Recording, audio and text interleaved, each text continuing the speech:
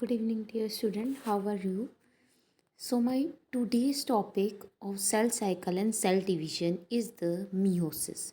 Before meiosis, what do you mean by significance of mitosis? Mitosis is equational division, जैसे कि आपने मेरी पहली वाली वीडियो में पढ़ा था. माइटोसिस का मतलब है इक्वेशनल डिवीज़न. इक्वेशनल डिवीज़न का मतलब है कि पेरेंट सेल में जितने क्रोमोसोम है उतने ही क्रोमोसोम डॉटर सेल में होंगे. ठीक है. तो माइटोसिस जो है डाइप्लॉइड सेल में होता है, पर आपने जैसे पढ़ा था कि कुछ हनी बी है, उसमें जो ड्रोन है, कुछ प्लांट है, उसमें भी माइटोसिस होती है. माइटोसिस किस चीज़ में यूज़ होती है?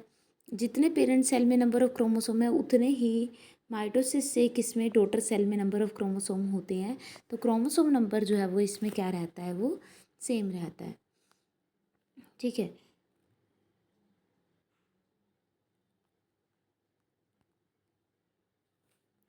उसके बाद जो माइटोसिस है उसमें ग्रोथ जो है मल्टी सेलुलर ऑर्गेनिज्म की, वो भी क्या है, माइटोसिस की वजह से हो रही है. हमारी ग्रोथ हो रही है, हमारी हाइट इंक्रीज़ हो रही है. जहाँ भी हमें कोई वाउंड हो जाता है, चोट लग जाती है, वो वाउंड जो है वो फील हो रही है. वो कौन सी प्रोसेस की वजह से हो रही है? इक्वेशनल डिवीजन और माइटोसिस की वजह से हो रही है. ठीक है. तो सेल ग्रोथ जो है जिसकी वजह से क्या होता है, डिस्ट्रीब्यूशन होता है, ratio between the nucleus and cytoplasm. देखो, सेल की ग्रोथ होगी तो न्यूक्लियस की अमाउंट कम हो जाएगी, साइटोप्लाज्म की अमाउंट क्या हो जाएगी, बढ़ जाएगी. ठीक है.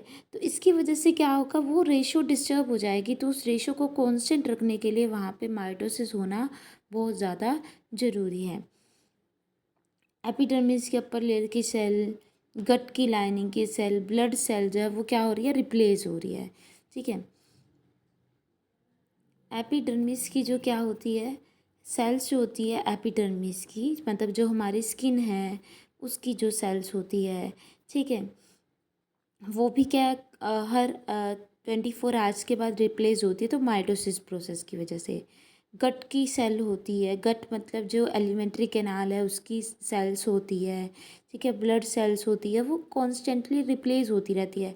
जैसे कि तुम्हें पता है आरबीसीज हैं, वो पुरानी वाली डेथ हो जाती है 120 डेज़ में, उसकी नई आरबीसीज आ जाती है. तो वो माइटोसिस की वजह से है.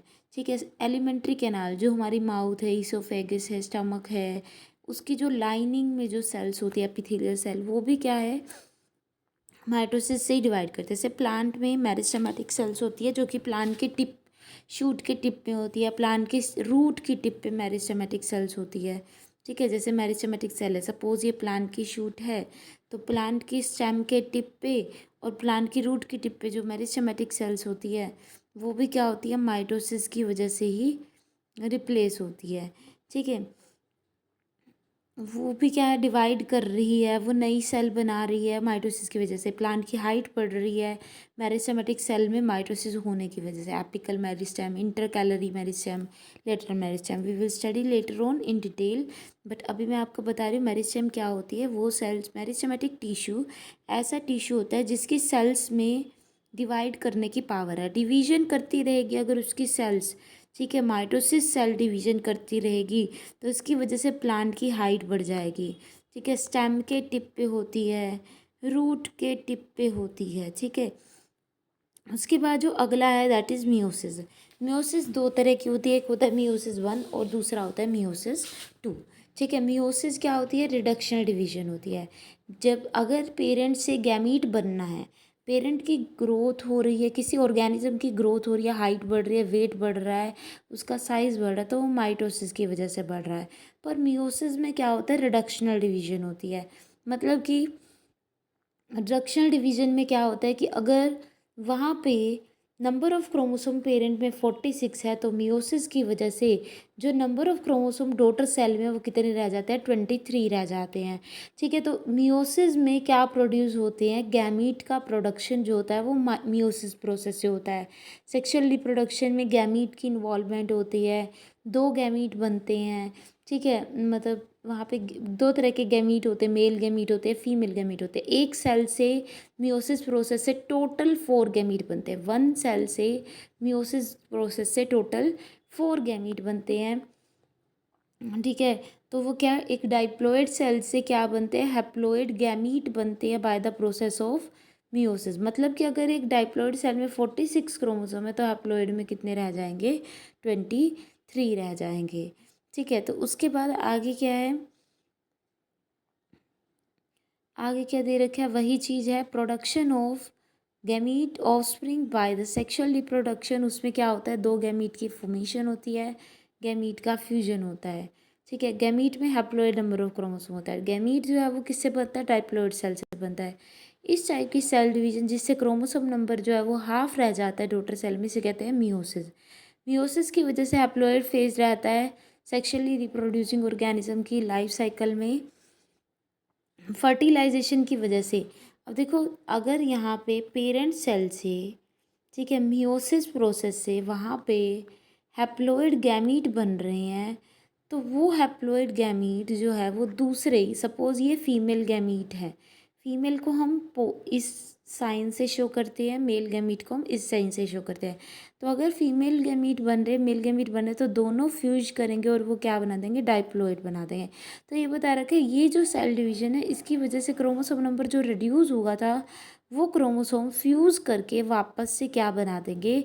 वापस से क्रोमोसोम नंबर रीस्टोर कर देंगे। कि अगर वहाँ पे हैप्लॉइड हैप्लॉइड गैमीट फ्यूज़ हो गए तो उन्होंने डाइप्लॉइड क्रोमोसोम बना दिए। ठीक है, तो यही चीज़ बता रखी है। This kind of division is called meiosis. Meiosis की वजह से हैप्लॉइड फेज जो है लाइफ साइकिल में कंप्लीट हो जाता है। फर्टिलाइजेशन की वजह से डाइप्लॉइड फेज फिर से आ जाता है। ठीक है, meiosis during gametogenesis in plants and animal, हमने उसके बारे में पढ़ा है। ठीक है, इसकी वजह से क्या बनता है? हैप्लॉइड गैमीट बनता है गेमिटोजेनेसिस से। मियोसिस दो टाइप की होती है, मियोसिस 1, मियोसिस 2। मियोसिस 1 जो है वो क्या है? पेरेंटल क्रोमोसोम में होती है। ठीक है, मियोसिस 2 जो है वो इंटरफेस के बाद ही होगी। मियोसिस 2 में क्या होगा? मियोसिस 1 जो है, सॉरी, वो इंटरफेस के बाद होगी। इंटरफेज में वही जैसे कि आपने माइटोसिस में पढ़ा था, G1 फेज होगा, S फेज होगा, G2 फेज होगा। सेल जो है उसका साइज ग्रो करेगा, सेल के अंदर ऑर्गेनेलीज का नंबर, डुप्लीकेशन हो जाएगी, माइटोकॉन्ड्रिया डबल हो जाएगा, अगर वो प्लांट सेल है क्लोरोप्लास्ट डबल हो जाएगा, एंडोप्लाज्मिक रेटिकुलम डुप्लीकेट हो जाएगा। ठीक है, G1 फेज के बाद जो सिंथेटिक फेज है, सिंथेटिक फेज में क्या होगा? उसमें डीएनए की डुप्लीकेशन होगी, एक तरह से डीएनए रेप्लिकेट करेगा। G2 फेज के टाइम पे जो मियोसिस प्रोसेस कराने के लिए जो स्पिंडल फाइबर है वो बनेंगे। तो मियोसिस 1 होने से पहले वहाँ पे वही नॉर्मल क्या होगा? इंटरफेज होगा, डीएनए का रेप्लिकेशन होगा। तो यही चीज़ आपको बता रखी है। उसके बाद मियोसिस 1 जो इनिशिएट होगा पेरेंटल क्रोमोसोम ने, ठीक है, सिस्टर क्रोमेटिड डुप्लीकेटेड, जब वहाँ पे डुप्लीकेशन होगी एस फेज के टाइम पे तो मियोसिस 1 शुरू हो जाएगी। मियोसिस में क्या होता है? होमोलोगस क्रोमोसोम होता है। होमोलोगस का मतलब मैंने आपको पहले भी बताया था क्या होता है होमोलोगस। होमो मतलब सेम, होमोलोगस क्रोमोसोम की ये जो है दो क्रोमोसोम है सपोज। ठीक है, अगर दो क्रोमोसोम का, जब दो क्रोमोसोम की शेप, उनका साइज, ठीक है, वो सेम होता है, उनके जो जीन की जो लोसाई है, पोजीशन है, वो सेम होती है, तो उस क्रोमोसोम को हम बोलते हैं होमोलोगस क्रोमोसोम। तो मियोसिस में क्या होता है? जो होमोलोगस क्रोमोसोम है उनके बीच में क्या होती है? पेयरिंग हो जाती है। जैसे ये एक होमोलोगस है और ये दूसरा, ये आपस में एक दूसरे के क्लोज आ जाएंगे और वो क्या कर लेंगे? पेयरिंग कर लेंगे। ठीक है, पेयरिंग कर लेंगे, फिर पेयरिंग करने के बाद इनके बीच में क्या हो जाएगा? सेगमेंट का एक्सचेंज। इस क्रोमोसोम का कुछ पार्ट जो है वो इधर चला जाएगा और इस क्रोमोसोम का जो पार्ट है वो दूसरे क्रोमोसोम पे चला जाएगा। ठीक है, तो वहाँ पे मियोसिस 1 होती है, मियोसिस 2 होती है। मियोसिस में क्या होता है? होमोलोगस क्रोमोसोम क्या करते हैं? पेयरिंग करते हैं। ये क्रोमोसोम क्या कर गए? ये होमोलोगस क्रोमोसोम एक दूसरे के साथ इन्होंने क्या की? पेयरिंग कर ली। पेयरिंग होने के बाद इनके बीच में जो सिस्टर क्रोमेटिड होती है दो होमोलोगस क्रोमोसोम की, उनके बीच में क्या हो जाता है? सेगमेंट का एक्सचेंज हो जाता है। टू सिस्टर क्रोमेटिड्स में जो सेगमेंट है वो क्या हो जाता है? एक्सचेंज हो जाता है। सपोज, ठीक है, इसका ये एक क्रोमोसोम था, ठीक है, और ये दूसरा क्रोमोसोम है। ये आपस में क्या है? इनका ये जो सेगमेंट है, जैसे कि आप देख रहे हो ये पर्पल से मैंने शो कर रखा है और इसके अंदर कोई कलर नहीं है, तो इसका जो ये सेगमेंट है इस क्रोमोसोम का, ये इधर चला गया और इस क्रोमोसोम का जो एंड का सेगमेंट है वो इधर चला गया, तो इससे इसे कहते हैं रिकॉम्बिनेशन। कि दो होमोलोगस क्रोमोसोम की जो, देखो ये एक होमोलोगस क्रोमोसोम है, ये एक सेंट्रोमियर है, इससे जो क्रोमेटिड, एक सेंट्रोमियर से जो क्रोमेटिड अटैच है वो तो एक दूसरे की सिस्टर होगी। वही है कि एक पेरेंट से अगर चाइल्ड बर्थ ले रहा है, दो चाइल्ड हो रही हैं, ठीक है, दो ब्रदर सिस्टर है, दो जो चाइल्ड है वो एक दूसरे के ब्रदर या सिस्टर होंगे। ऐसे ही एक ही क्रोमोसोम के सेंट्रोमियर से निकलने वाली क्रोमेटिड को हमने बोला सिस्टर क्रोमेटिड। ऐसे ही ये दूसरा क्रोमोसोम है, दूसरे क्रोमोसोम के सेंट्रोमियर से भी क्या निकली, सिस्टर क्रोमेटिड निकली। फिर ये जो दो क्रोमोसोम हैं, इनकी जो क्रोमेटिड है वो एक दूसरे के रिस्पेक्ट में अगर हम देखें, दो अलग अलग क्रोमोसोम की जो क्रोमेटिड है वो एक दूसरे की क्या होती है, नॉन सिस्टर क्रोमेटिड। तो यही बता रखा है मियोसिस में क्या होता है, होमोलोगस क्रोमोसोम जो दो क्रोमोसोम है इनकी जो नॉन सिस्टर क्रोमेटिड है, मतलब ये क्या है, नॉन, ये और ये एक दूसरे के रिस्पेक्ट में दो क्रोमोसोम की जो क्रोमेटिड है वो नॉन सिस्टर है, उनके बीच में क्या होगी, पेयरिंग होगी, उनके बीच में क्रॉसिंग ओवर भी होगी, उनके बीच में रिकॉम्बिनेशन होगा, सेगमेंट का एक्सचेंज होगा। और म्योसिस 1 के बाद म्योसिस 2 होगी। म्योसिस 2 के एंड पे वहाँ पे कितने क्रोमोसोम बन जाएंगे, सॉरी कितने गैमीट बन जाएंगे, 4 नए गैमीट बन जाएंगे, 4 नई हैप्लॉइड सेल बन जाएगी। हैप्लॉइड मतलब जैसे कि मैंने आपको फर्स्ट वीडियो में बताया था, हैप्लॉइड का मतलब है 1 सेट ऑफ क्रोमोसोम। कि अगर मान लो पेरेंट डाइप्लॉइड में 46 क्रोमोसोम है तो 1 सेट में, मतलब वो डाइप्लॉइड मतलब 2 सेट में 46 है, तो हैप्लॉइड मतलब 1 सेट में कितने होंगे, 23 होंगे। 46/2 कितना हो गया, 23। ठीक है, तो अब देखो आगे मियोसिस 1 में क्या है, प्रोफेज है। We will study about prophase, metaphase, anaphase, telophase. बस यहाँ पे मियोसिस 1 का प्रोफेज 1, मेटाफेज 1, एनाफेज 1, टीलोफेज 1।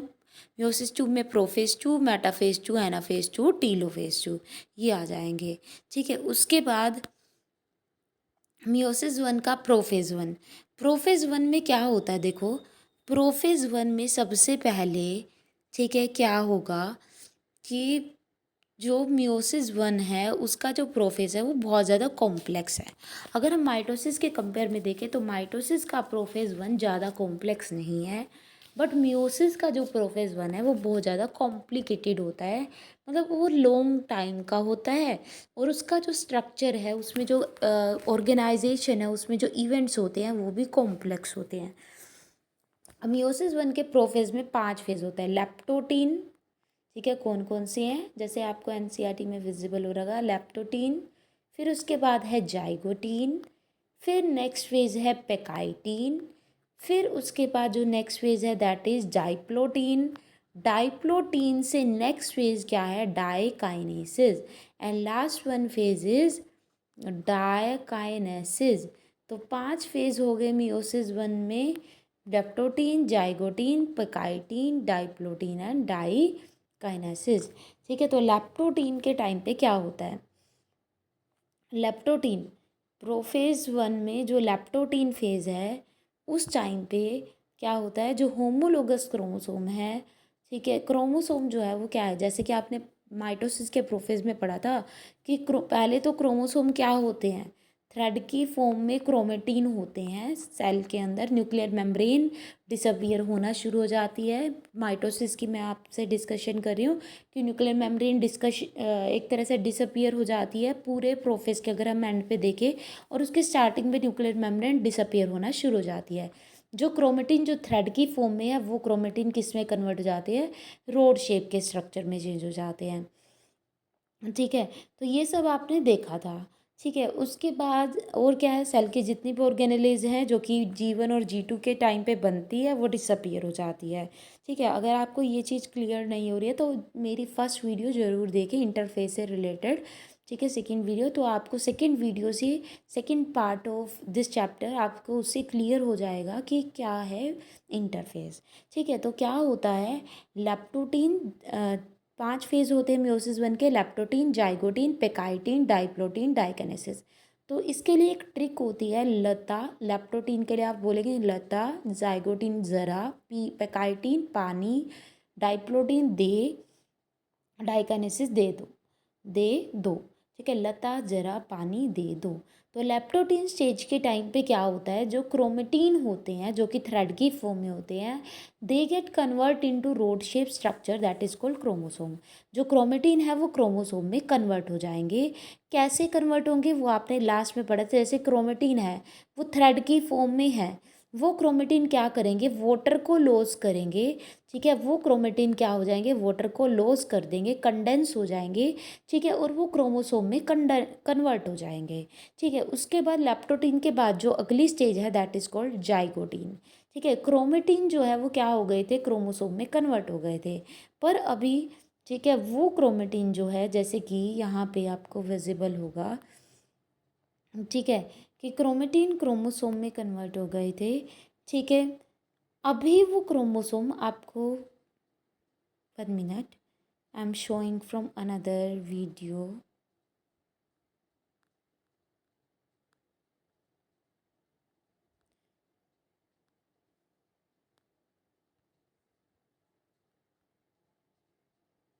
ठीक है, मियोसिस फ्रॉम हेयर, आपको मैं डायग्राम के थ्रू बता देती हूँ ताकि आपको क्लियर हो जाए। ठीक है, तो देखो क्या है यहाँ पे, जैसे होमोलोगस क्रोमोसोम है। ठीक है, तो ये क्या है, वही मैंने जैसे आपको बताया था कि ये वो क्रोमोसोम है जिनके सेंट्रोमियर की पोजीशन भी सेम है, शेप भी सेम है, साइज भी सेम है। तो मियोसिस वन में प्रोफेज वन, मियोसिस वन होती है, मियोसिस टू होती है। मियोसिस वन में क्या होता है, प्रोफेज वन होता है, मेटाफेज वन होता है, एनाफेज वन होता है, टीलोफेज वन होता है। फिर प्रोफेज वन भी आगे 5 फेज में डिवाइड है, लेप्टोटीन, जाइगोटीन, पेकाइटीन, डाइप्लोटीन एंड डाइकाइनेसिस। ठीक है, उसके बाद ठीक है, अभी हम देखेंगे ऐसे ही मियोसिस टू है वो क्या है, prophase two, metaphase two, anaphase two, telophase two में डिवाइड होता है। तो अभी मैंने आपको क्या बताया, होमोलोगस क्रोमोसोम होते हैं। लेप्टोटीन स्टेज के टाइम पे क्या होता है, जो होमोलोगस क्रोमोसोम हो, जो क्रोमेटीन है वो अपना वाटर लॉस कर देंगे और वो किस में कन्वर्ट हो जाएंगे, क्रोमोसोम में कन्वर्ट हो जाएंगे। मतलब क्रोमेटीन जो है होमोलोगस क्रोमोसोम कंडेंस हो जाएंगे। होमोलोगस मतलब जिनके सेंट्रोमियर की पोजीशन सेम है, मतलब वो थिक होना शुरू हो जाएंगे। और इस टाइम पे एस्टर रे अपीयर हो जाएगी, जैसे कि आपने लास्ट उसमें पढ़ा था। ठीक है, मैं आपको शो कर रही हूँ यहाँ पे एस्टर रे। ठीक है, जैसे कि लैप्टोटीन स्टेज के टाइम पे यहाँ पे आपको शो हो रहा है। ठीक है, एस्टर फाइबर्स, यहाँ पे आपको ये जो सेंट्रोमियर, आई थिंक आपने, आपको मैंने लास्ट वीडियो में जब मैंने बताया था आपने शायद, आप वो देख लेना। फिर भी चलो मैं एक बार आपको थोड़ा सा बता देती हूँ, बट डिटेल में आप वहीं से कंसल्ट करना। ठीक है, तो देखो क्या है, सपोज़ ये क्या है, लेप्टोटीन स्टेज है। तो यहाँ पे क्या प्रेजेंट है लेप्टोटीन के एंड पे, यहाँ पे एस्टर रेज प्रेजेंट है। ठीक है, एस्टर रेज क्या होती है, अब एस्टर रेज, ठीक है, इसमें मतलब कि ये है सेंट्रोमियर। ठीक है, ये क्या है, सेंट्रोसोम, सॉरी सेंट्रोमियर जो है वो तो क्रोमोसोम के मिडल में होता है। ये है सेंट्रोसोम जिसके बीच में क्या है, 2 सेंट्रियोल है, इससे स्पिंडल फाइबर निकलने लग जाएंगे। इसे हम क्या कहते हैं, प्रोटीनस फाइबर होते हैं स्पिंडल, और इसे क्या कहते हैं, एस्टर रे। ठीक है, तो क्या होता है लेप्टोटीन स्टेज के टाइम पे, प्रोफेज वन की लेप्टोटीन स्टेज के टाइम पे एस्टर रे अपीयर होने लग जाती है। स्पिंडल जो है वो डेवलप हो जाते हैं, सेंट्रियोल के बीच में स्पिंडल डेवलप हो जाते हैं। ठीक है, उसके बाद क्या है, ये जो एस्टर मतलब स्टार लाइक स्ट्रक्चर, और क्रोमोसोम कंडेंस हो जाते हैं। फिर जाइगोटीन स्टेज के टाइम पे, अब देखो ये क्रोमोसोम जो है वो अभी थिक हुए हैं, शॉर्ट हुए हैं। अब वो क्रोमोसोम क्या करेंगे, अब वो क्रोमोसोम एक दूसरे के साथ पेयरिंग कर लेंगे। होमोलोगस क्रोमोसोम क्या करेंगे, पेयरिंग कर लेंगे। और ये जो पेयरिंग को क्या कहते हैं, पेयरिंग की प्रोसेस को बोलते हैं सिनैप्सिस। ठीक है, होमोलोगस क्रोमोसोम जो है वो जाइगोटीन स्टेज के टाइम पे पेयरिंग करते हैं, और इस पेयरिंग की प्रोसेस को बोलते हैं सिनैप्सिस। ठीक है, जो पेयर्ड हो जाते हैं क्रोमोसोम उन्हें क्या बोलते हैं, बाईवेलेंट बोलते हैं। पेयर्ड क्रोमोसोम का हम क्या बोलेंगे, बाईवेलेंट बोलेंगे। और ये जो पेयरिंग है मतलब जो सिनैप्सिस है वो किसकी हेल्प से होती है, साइनेप्टोनीमल कॉम्प्लेक्स की हेल्प से होती है। जो ये पेयरिंग है वो किस कौन हेल्प करता है पेयरिंग में, साइनेप्टोनीमल कॉम्प्लेक्स, मतलब एक प्रोटीन है, प्रोटीनस स्ट्रक्चर है। ठीक है, जो कि हेल्प करता है क्रोमोसोम को पेयरिंग करने में। उस क्रोमोसोम, पेयर्ड क्रोमोसोम की जो प्रोसेस है, क्रोमोसोम के पेयरिंग की जो प्रोसेस है उसे बोलते हैं सिनैप्सिस, और किसकी वजह से होती है? सिनैप्टोनिमल कॉम्प्लेक्स की हेल्प से। उसके बाद लैप्टोटीन जाइगोटीन के बाद जो अगली स्टेज है वो कौन सी है? पेकाइटीन। पेकाइटीन स्टेज के टाइम पे क्या होता है? जो क्रोमोसोम जिन्होंने पेयरिंग की थी उन होमोलोगस क्रोमोसोम के बीच में क्या होगा? वो आपस में सेगमेंट का एक्सचेंज कर लेंगे, वो क्रॉसिंग ओवर कर लेंगे। ठीक है, तो यहाँ पे आपको शो हो रहा है कि ये होमोलोगस क्रोमोसोम है। ठीक है, दीज आर होमोलोगस क्रोमोसोम। इनके बीच में क्या होगा? ये सेगमेंट का एक्सचेंज हो जाएगा। ठीक है, ये क्रोमोसोम क्या करेंगे? इनके बीच में सेगमेंट का एक्सचेंज हो जाएगा और इस प्रोसेस को बोलते हैं क्रॉसिंग ओवर। ठीक है, क्रॉसिंग ओवर। आपने जैसे कि पढ़ा था, अभी मैंने आपका एनसीईआरटी में से एक लाइन बताई थी। देखो क्या है, ये एक होमोलोगस क्रोमोसोम है जो डार्कली शेडेड है, ये दूसरा होमोलोगस क्रोमोसोम है। दोनों के क्रोमे सेंट्रोमियर की जो पोजीशन है वो सेम है। ठीक है, साइज जो है वो अप्रोक्सीमेटली सेम है। तो ये जो दो होमोलोगस क्रोमोसोम हैं, ठीक है, इनकी जो दो क्रोमेटिड है वो एक दूसरे के रिस्पेक्ट में क्या होगी? नॉन सिस्टर क्रोमेटिड होगी। पर अगर मैं एक होमोलोगस क्रोमोसोम की बात करूं, अगर मैं सिर्फ इस होमोलोगस क्रोमोसोम की बात करी तो इसकी जो ये क्रोमेटिड है और ये क्रोमेटिड है ये एक दूसरे की सिस्टर होगी। पर अगर मैं बात करूं कि इफ़ आई टॉक अबाउट, ठीक है, नॉन सिस्टर क्रोमेटिड, मतलब कि यहाँ पे ये एक होमोलोगस क्रोमोसोम है और ये दूसरा होमोलोगस क्रोमोसोम है। इसकी ये क्रोमेटिड और ये क्रोमेटिड ये एक दूसरे के रिस्पेक्ट में क्या होगी? नॉन सिस्टर होगी। तो नॉन सिस्टर क्रोमेटिड के बीच में ही क्या होगा? क्रॉसिंग ओवर होगी। ठीक है, तो डाइप्लोइन के पेकाइटीन स्टेज पे क्या होता है? मेनली सबसे मेजर इवेंट है, सबसे इम्पोर्टेंट स्टेज है, ये प्रोफेज 1 की सबसे इम्पोर्टेंट स्टेज है। इस टाइम पे क्या होता है? जो होमोलोगस क्रोमोसोम की नॉन सिस्टर क्रोमेटिड है उनके बीच में क्या होता है? क्रॉसिंग ओवर हो जाती है, सेगमेंट का एक्सचेंज हो जाता है। ठीक है, और ये पेयर्ड होमोलोगस क्रोमोसोम को हमने इसे क्या बोला? टेट्राड बोला। क्रोमोसोम और ज़्यादा थिक हो जाएंगे स्टेज पे, और थिक होने की वजह से अच्छे से विजिबल हो जाएंगे। उनको हम टेट्राड कहेंगे, 1 2 3 4, क्योंकि यहाँ पे क्या है? 4 होमोलोगस क्रोमेटिड है। ठीक है, उसके बाद आगे की स्टेज क्या है? डाइप्लोटीन। डाइप्लोटीन से पहले यहाँ पे क्या बता रखा है कि वहाँ पे पेकाइटीन स्टेज पे जो सेम क्रोमोसोम की, जैसे मैंने अभी आपको बताया, दो क्रोमेटिड को सिस्टर कहते हैं, और जो नॉन सिस्टर दो अलग अलग क्रोमोसोम की जो 2 क्रोमेटिड है, अगर सेम क्रोमोसोम की 2 क्रोमेटिड गए तो वो तो सिस्टर है। अगर वहाँ पे दो अलग अलग क्रोमोसोम है, दो होमोलोगस क्रोमोसोम है जो अलग अलग सेंट्रोमियर से जिसकी क्रोमेटिड राइज हो रही है, दो अलग क्रोमोसोम की क्रोमेटिड एक दूसरे के रिस्पेक्ट में नॉन सिस्टर होगी। ठीक है, उसके बाद क्या है? क्रॉसिंग ओवर सेगमेंट का एक्सचेंज होगा जिसकी वजह से नया कॉम्बिनेशन बनेगा, और क्रॉसिंग ओवर की वजह से रिकॉम्बिनेंट बनता है, और वो एंजाइम जो रिकॉम्बिनेंट बनाते हैं उसे बोलते हैं रिकॉम्बिनेस। ब्रेकेज और रीयूनियन की वजह से होती है। कैसे होती है क्रॉसिंग ओवर?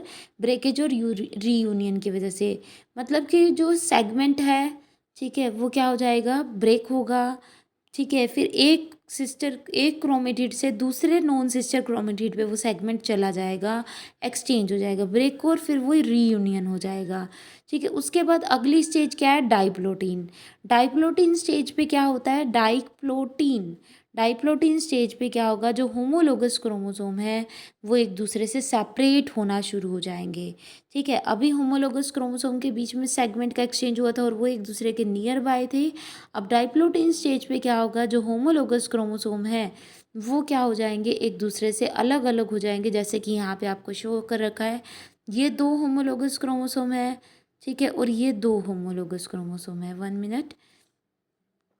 ठीक है, जैसे कि ये दो होमोलोगस क्रोमोसोम है, ये, ठीक है, जिनका साइज सेम है, और ये छोटे वाले हैं।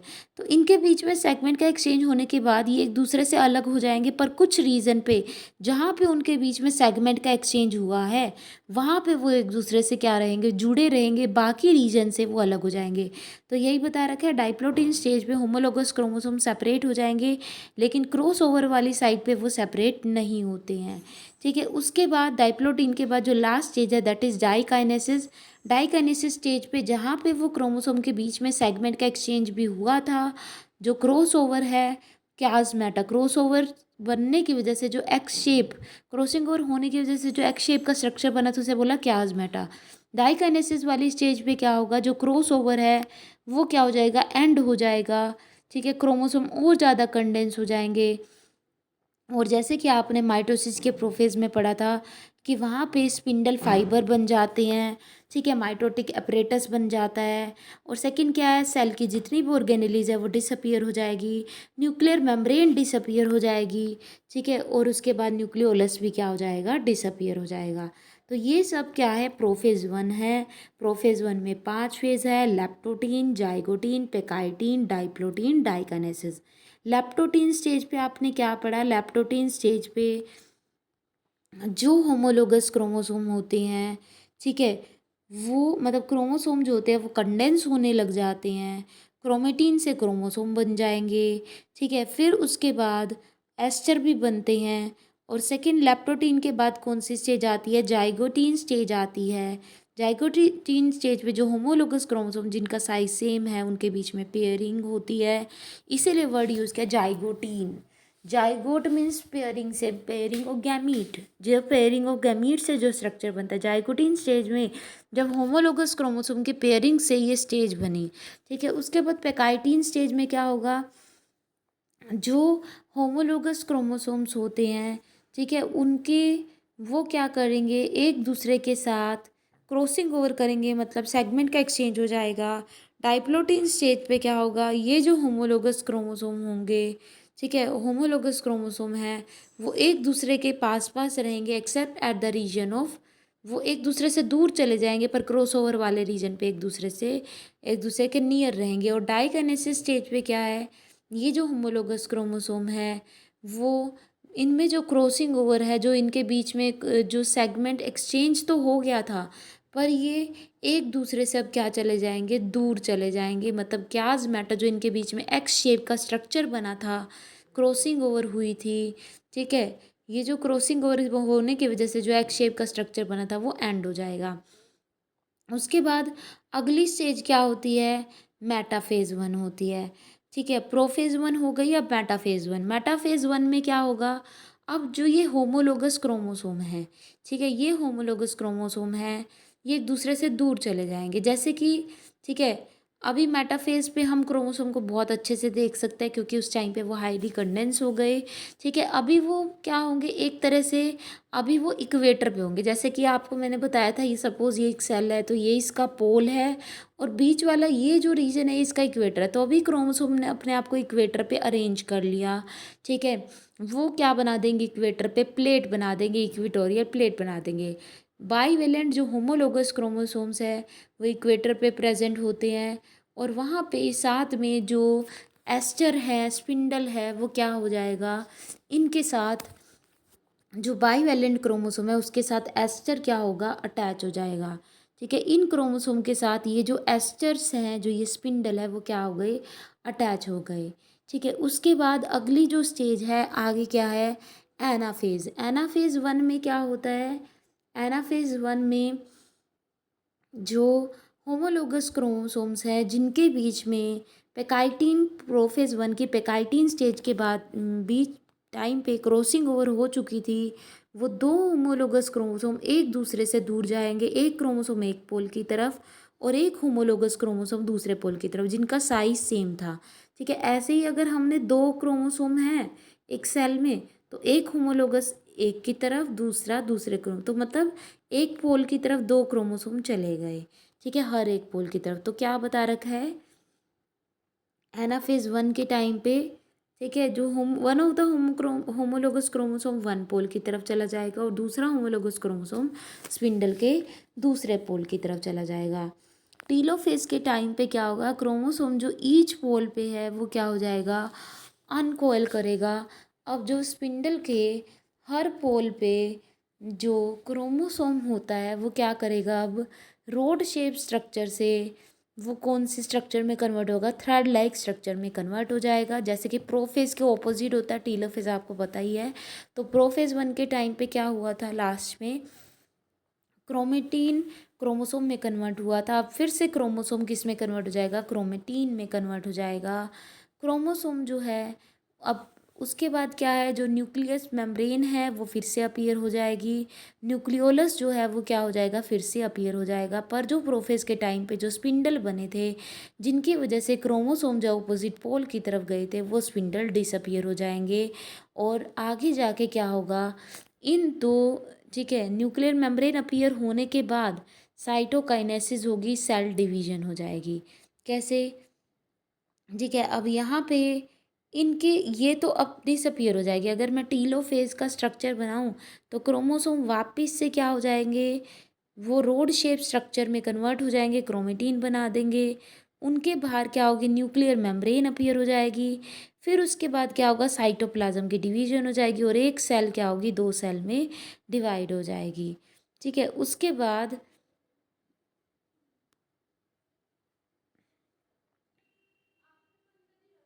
ठीक है, एक सेल जो है वो दो सेल में क्या हो जाएगी, डिवाइड हो जाएगी।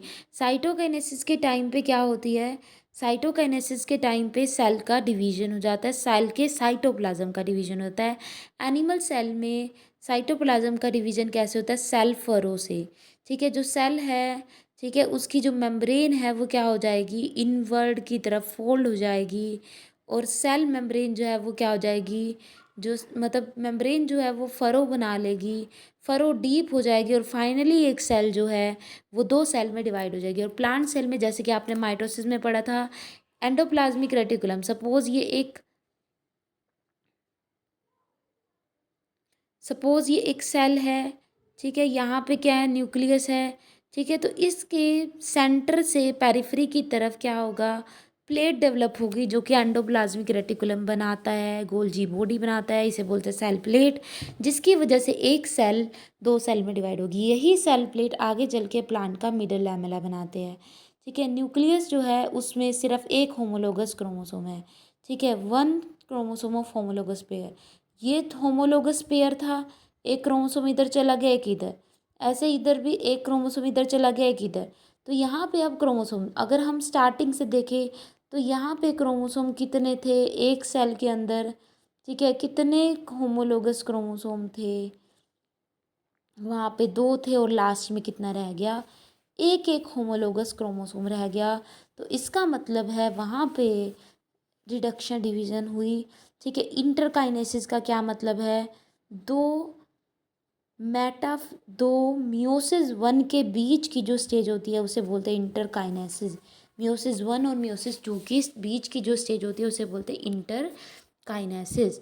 ठीक है, उसके बाद मियोसिस वन, देखो अभी हम दोबारा से रिकेप करते हैं, हमने मियोसिस वन में क्या पढ़ा, मियोसिस वन में बाकी सब स्टेज माइटोसिस के जैसी ही है, बस मेन जो हमें क्या देखना है कि माइटोसिस के टाइम पे तो सिस्टर क्रोमेटिड जो है वो एक दूसरे से अलग हुई थी, पर मियोसिस के टाइम पे होमोलोगस क्रोमोसोम एक दूसरे से अलग हो गए हैं। ठीक है, मियोसिस वन में क्या होता है, prophase one, metaphase one, anaphase one, telophase one. ठीक है, प्रोफेज वन के टाइम पे, ठीक है, प्रोफेज वन के टाइम पे अगर हमें एनसीईआरटी में से आपको दिखाएं तो प्रोफेज वन के टाइम पे क्या होता है,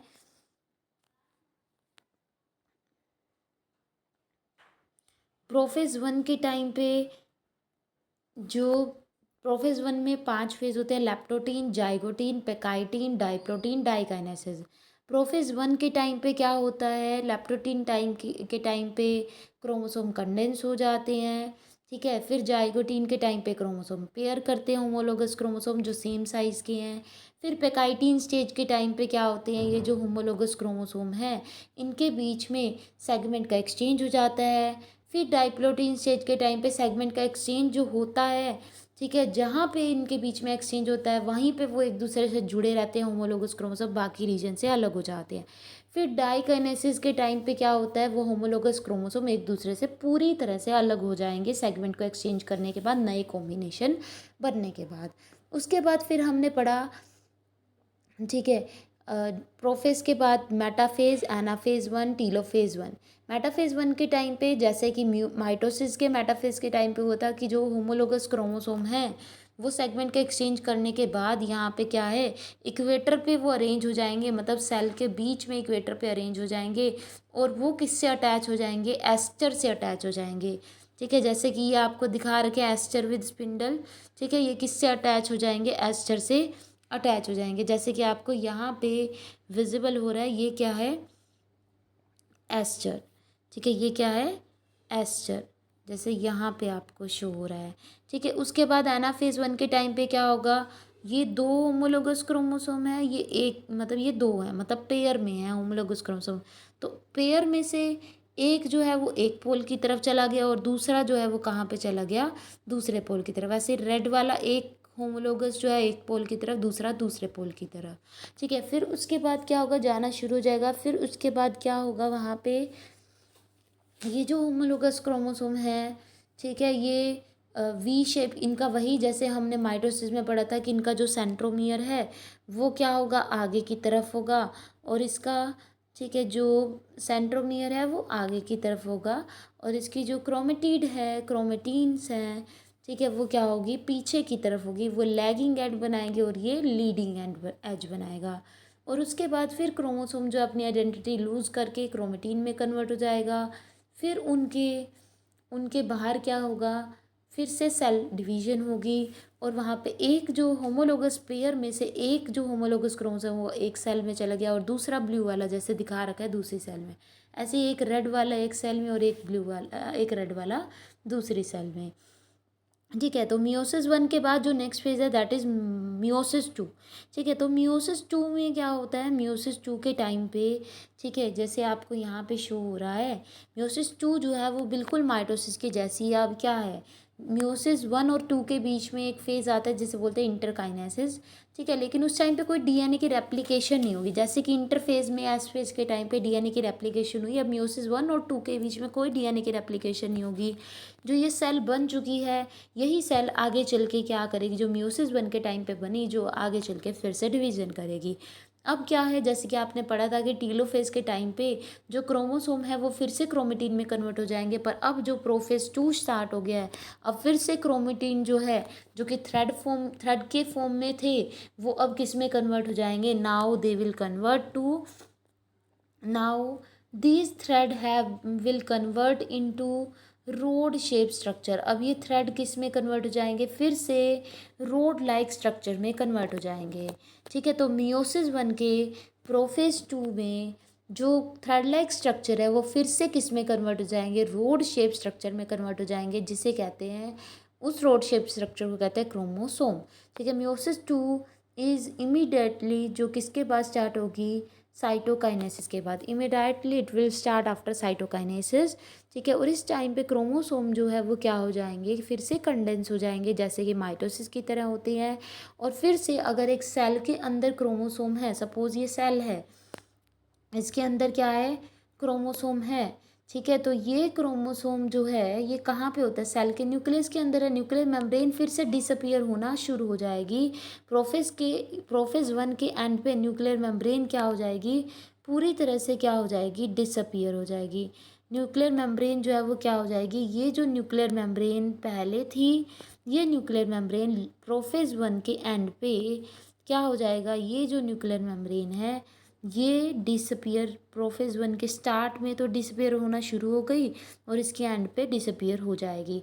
तो प्रोफेज 1 में क्या होता है, एक तो क्रोमेटिन क्रोमोसोम में कन्वर्ट हो जाते हैं, न्यूक्लियर मेम्ब्रेन जो होती है वो क्या हो जाती है, डिसअपियर हो जाती है। उसके बाद प्रोफेज 1 में और क्या होता है, प्रोफेज 1 के टाइम पे जो ये स्पिंडल होते हैं, जो कि सेल के पोल की तरफ होते हैं, ये जो स्पिंडल होंगे, ठीक है, ये स्पिंडल ठीक है, सेल के पोल की तरफ जो ये सेंट्रोमियर है, सेंट्रोसोम है, सॉरी, सेंट्रोसोम के साथ स्पिंडल क्या हो जाएंगे, अटैच हो जाएंगे। ठीक है, ये स्पिंडल फाइबर अटैच हो जाएंगे, मतलब वही जैसे कि माइटोसिस के टाइम पे एस्टर बना था वो मियोसिस के टाइम पे भी बन जाएगा। ठीक है, तो यही बता रखे, न्यूक्लियर मेम्ब्रेन डिसअपियर हो जाएगी, क्रोमोसोम फिर से हाईली कंडेंस हो जाएंगे। ठीक है, उसके बाद क्या है, मेटाफेज 2 के टाइम पे क्या होगा, मेटाफेज 2 के टाइम पे, ठीक है, 2 के टाइम पे क्या होगा, जो प्रोफेज 2 के टाइम पे जो क्रोमोसोम जो था वो कंडेंस हो गया था। ठीक है, कंडेंस हो गया था वो क्रोमोसोम, जैसे ये क्रोमोसोम जो है वो कंडेंस हो गई। ठीक है, तो ये आगे चल के क्या करेंगे, ये सेल के इक्वेटर में अरेंज हो जाएंगे, अलाइन हो जाएंगे, और मेटाफेज जो के टाइम पे सेल के इक्वेटर पे अलाइन होकर इक्वेटोरियल प्लेट बनाएंगे। ये सेल का इक्वेटर है और इसका जो ये एंड वाला रीजन है ये क्या है, पोल है। तो इक्वेटर पे क्रोमोसोम क्या हो जाएंगे, अरेंज हो जाएंगे, और पोल की तरफ क्या होगा, इसका एस्टर होगा। पोल की तरफ क्या होगा, एस्टर होगा।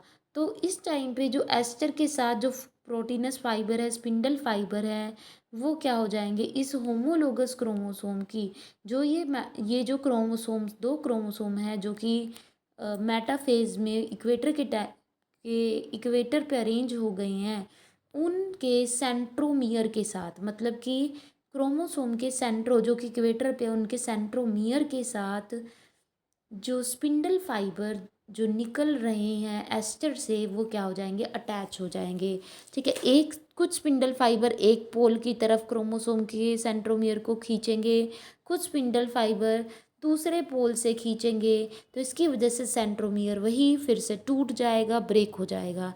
इस स्टेज पे क्रोमोसोम इक्वेटर पे अरेंज हो जाएंगे, और माइक्रोट्यूब्यूल या फिर हम कह सकते हैं जो स्पिंडल है, स्पिंडल के जो प्रोटीन है माइक्रोट्यूब्यूल हैं, वो सिस्टर क्रोमेटिड की काइनेटोकोर मतलब जो सेंट्रोमियर के साथ एक डिश शेप का स्ट्रक्चर होता है जिसे बोलते हैं काइनेटोकोर को अपनी तरफ खींचेगा।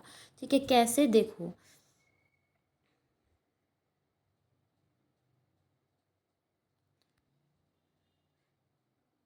ठीक है, यहाँ पे सपोज, अब देखो यहाँ पे ये क्रोमोसोम ये है, ठीक है, सेल है, सेल में ये क्या है, क्रोमोसोम है। ठीक है, ये क्रोमोसोम के साथ क्या अटैच है, यहाँ पे डिश शेप क्रोमोसोम का जो सेंट्रोमियर है। ठीक है, क्रोमोसोम का जो ये पोर्शन क्या है बीच वाला, इसे कहेंगे सेंट्रोमियर, ये है सेंट्रोमियर। इसके साथ क्या अटैच है, डिश शेप का स्ट्रक्चर है काइनेटोकोर।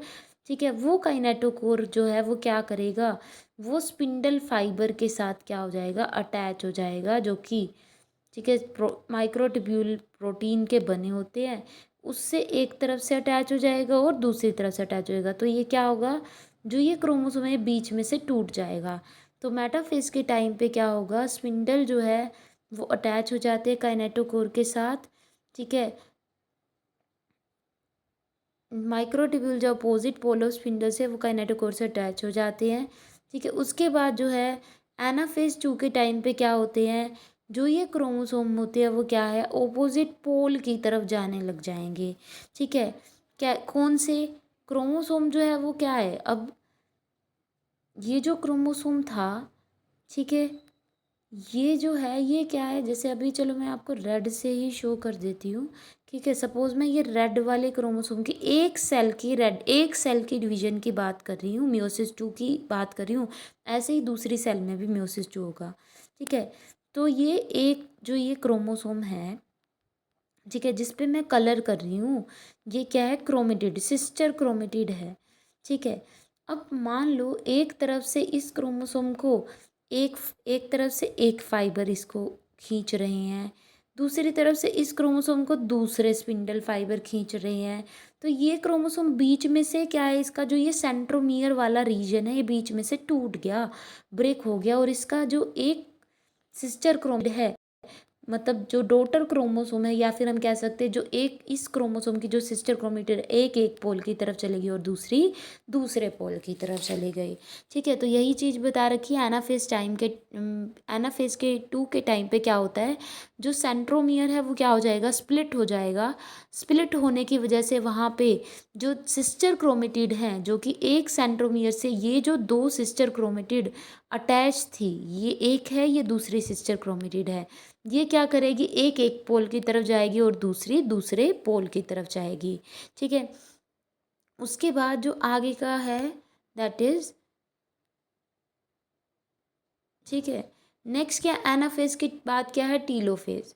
टीलोफेज के टाइम पे क्या होगा अब, ठीक है, टील वही जो इसका सेंट्रोमियर है वो आगे की तरफ होगा एनाफेज के टाइम पे, एनाफेज 2 के टाइम पे, और उसका जो क्रोमेटिन है वो पीछे की तरफ होगा, जैसे मैंने आपको बताया हुआ है क्रोमेटिड पीछे की तरफ होगी। ठीक है, तो ये डॉटर क्रोमोसोम बन गए। अब ये डॉटर क्रोमोसोम टीलोफेज के एंड पे, टीलोफेज के टाइम पे क्या होगा, जब ये क्रोमोसोम क्या है, ऑपोजिट पोल की तरफ पहुंच गए। ठीक है, ऑपोजिट पोल की तरफ ये पहुंच गए एनाफेज 2 के टाइम पे, तो ये जो क्रोमोसोम है, सॉरी वेट वंस अगेन, ठीक है, ये क्रोमोसोम जो है, जब ये इनकी सिस्टर, ये सिस्टर क्रोमेटिड जो है वो ऑपोजिट पोल की तरफ पहुंच गई। ठीक है, सपोज मैं एक की बात कर रही हूँ। ठीक है, तो ये ऑपोजिट पोल की तरफ जब पहुंच गई, तो ऑपोजिट पोल पे जाने के बाद यहाँ के जो स्पिंडल थे, ठीक है, जो ये एस्टर है, ये डिसअपियर हो जाएंगे।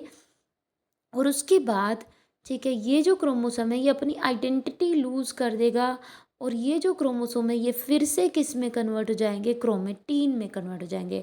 तो टीलोफेज के टाइम पे क्या होगा, क्रोमोसोम फिर से क्रोमेटीन में कन्वर्ट हो जाएंगे। ठीक है, और वहाँ पे जो स्पिंडल है, जो एस्टर है, जो स्टार लाइक स्ट्रक्चर थे, वो डिसअपियर हो गए, जिसकी वजह से क्रोमोसोम अपोजिट पोल की तरफ गए। और साथ में इस क्रोमोसोम के जो ये क्रोमेटीन है, जो ये क्रोमोसोम से बना थ्रेड लाइक स्ट्रक्चर, उसके बाद न्यूक्लियर मेम्ब्रेन अपीयर हो गई, और यहाँ पे न्यूक्लियस के अंदर न्यूक्लियोलस फिर से अपीयर हो जाएगा। ठीक है, न्यूक्लियोलस क्या है, फिर से अपीयर हो जाएगा। तो टीलोफेज 2 के टाइम पे क्या होता है, meiosis and with the telophase 2। इस टाइम पे टीलोफेज 2 के टाइम पे एंड हो जाता है, जिसमें दो क्रोमोसोम जो होते हैं वंस अगेन ये क्या हो जाते हैं, एनक्लोज हो जाते हैं, किससे, न्यूक्लियर एनवेलप से, साइटोकाइनेसिस की वजह से। ठीक है, फिर उसके बाद क्या होगा, साइटोप्लाज्म की डिवीजन होगी। न्यूक्लियर डिवीजन के बाद क्या होगा, साइटोप्लाज्म की डिवीजन। एक सेल है, दो सेल में डिवाइड हो जाएगी। कैसे, एनिमल सेल में फरो बनेगी, और वही चीज़ है प्लांट सेल में सेल प्लेट बनेगी। फरो कैसे बनती है, सपोज ये दो न्यूक्लियस हैं, ठीक है, ये दो क्रोमेटिन है, इनका जो सेल मेम्ब्रेन है वो अंदर की तरफ फोल्ड होना शुरू होगी, और वो जो फोल्डिंग है, फरो है, वो डीप होगी। फाइनली एक सेल दो सेल में डिवाइड हो जाएगी। ठीक है, प्लांट सेल में जैसे कि मैंने आपको पहले भी बताया था, सेल प्लेट की वजह से क्या होगा, मियोसिस। ठीक है, मियोसिस होगी। प्लांट सेल में क्या होगा, सेंटर से पेरिफेरी की तरफ एंडोप्लाज्मिक रेटिकुलम से कुछ पीसेस बनेंगे, जो पीसेस मिलके सेल प्लेट बनाएंगे, जिसकी वजह से एक सेल दो सेल में क्या हो जाएगी, डिवाइड हो जाएगी। ठीक है, तो मियोसिस में मियोसिस 1, मियोसिस 2। ठीक है, मियोसिस 1 में होता है प्रोफेज 1, मेटाफेज 1, एनाफेज 1, टीलोफेज 1। ठीक है, प्रोफेज 1 में लता जरा पानी दे दो, लैप्टोटीन, जाइगोटीन, पेकाइटीन, डाइप्लोटीन, डाइकाइनेसिस। ठीक है, फिर उसके बाद क्या था, मेटाफेज 1, एनाफेज 1, टीलोफेज 1। जो मियोसिस 2 का, ठीक है, मियोसिस 2 है, उसका जो प्रोफेज 2 है, मेटाफेज है 2 है, एनाफेज 2 है, टीलोफेज 2 है, वो बिल्कुल माइटोसिस के जैसा ही है। जो मियोसिस 1 में सेल्स बनी, वो आगे जाके क्या करेगी, डिवाइड करेगी। ठीक है, एक सेल जो है वो कितनी सेल बना रही है, दो न्यू सेल बना रही है, ऐसे ही एक सेल दो नई सेल बनाएगी। तो टोटल वहाँ पे मियोसिस 1 के टाइम पे दो सेल बनी, तो मियोसिस 2 के टाइम पे, 2 के एंड पे क्या होगी, उन दो सेल से जो कि मियोसिस 1 के टाइम पे बनी, उनसे चार सेल, दो और सेल बन गई, मतलब टोटल चार सेल बन गई। ठीक है, तो मियोसिस एक रिडक्शनल डिवीजन है, नंबर ऑफ क्रोमोसोम हाफ है। जैसे कि अगर हम देखें कि पहले नंबर ऑफ क्रोमोसोम, अगर हम मियोसिस 1 के स्टार्टिंग में देखें तो नंबर ऑफ क्रोमोसोम कितने थे। ठीक है, नंबर ऑफ क्रोमोसोम अगर यहाँ पे हम देखें तो मेटाफेज के टाइम पे, या फिर यहाँ पे देखें तो इस टाइम पे तो पेयर दिख रहे हैं, हम प्रोफेज 2 के टाइम 1 पे के टाइम पे, तो मेटाफेज 1 के टाइम पे देखें तो एक सेल के अंदर कितने क्रोमोसोम थे, 2 पेयर ऑफ क्रोमोसोम थे। अब मियोसिस 2 के एंड पे देखो, ठीक है, 2 के एंड पे देखो तो एक सेल में 2 पेयर नहीं रह जाते, सिर्फ 2 क्रोमोसोम रह जाते हैं। ठीक है, तो वहाँ पे 2 पेयर मतलब कितने क्रोमोसोम थे, 4 क्रोमोसोम थे, और यहाँ पे मियोसिस 2 के एंड पे 2 क्रोमोसोम रह जाते हैं। ठीक है, तो इसका मतलब मियोसिस 2 के एंड पे 2 क्रोमोसोम रह जाते हैं, तो इसे कहते हैं रिडक्शनल डिवीजन। ठीक है, तो अगर मान लो मियोसिस 1 से पेरेंट सेल से क्या बन रही हैं, गैमीट बन रही हैं, वो गैमीट आगे क्या करते हैं, वो गैमीट आगे फ्यूजन करके क्या बना देंगे, कि वो गैमीट क्या करेंगे, आपस में फ्यूज़ कर जाएंगे, और वो क्या बना देंगे, फिर से डॉटर, वो गैमीट फ्यूज़ करके जाइगोट बनाएंगे। ठीक है, अब सपोज ये गैमीट नहीं बनते, और पेरेंट की नॉर्मल सेल्स ही गैमीट ना बनते और पेरेंट की नॉर्मल सेल ही, सपोज ये नॉर्मल सेल है, यही नॉर्मल सेल क्या करती अगर आपस में फ्यूज़ कर जाती तो आगे जो डॉटर सेल बनती उसमें 46/2 क्रोमोसोम होते।